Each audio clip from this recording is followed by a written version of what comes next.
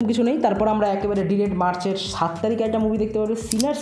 হ্যাঁ, এটা একটু হরর থ্রিলার মুভি হবে, আর এর স্টোরি বেসড হবে ভ্যাম্পায়ারের উপর। হ্যাঁ, একে আমাদের প্লে করছে ব্ল্যাক প্যান্থারের ভাই, আই থিঙ্ক কিলমঙ্গার, যার আসল নাম মাইকেল বি জর্ডান, সেই প্লে করছে। এবং তার সাথে আছে হেলি স্ট্যান্ডফিল্ড, যাকে আমরা হকায়ে দেখতে পেরেছি, যাকে হকাই ট্রেন করে বা হকাই সিরিজে আমরা যাকে দেখেছি, সেই নায়িকাটি এটি প্লে করছে। আই থিঙ্ক এটা একটা 25-এর বেস্ট হরর থ্রিলার মুভি হতে চলেছে, বা বেস্ট না হলেও এনজয়েবল মুভি, বা হ্যাঁ মুভিতে দম আছে এরকম একটা মুভি হতে চলেছে। তো এটার জন্য আমি পার্সোনালি ওয়েট করে আছি। এরপর একেবারে 14 এপ্রিল আমরা দেখতে পারি মাইনক্রাফট। আমি গেম কোনোদিনও খেলিও নি, বা মাইনক্রাফটের বিষয়ে সেরকম আমি জানিও না, কিন্তু মাইনক্রাফট কী হতে চলেছে বা লাইভ অ্যাকশন মুভিটা কী হবে এটা দেখার একটা কিউরিয়াস তো অবশ্যই আছে। এটা আমি দেখবো, অবশ্যই দেখবো, এটাকে এনজয় করবো। এটাকে প্লে করছে আমাদের জেসন মোমোয়া, আই থিঙ্ক, যাকে তোমরা অ্যাকুয়াম্যান হিসেবে দেখেছো।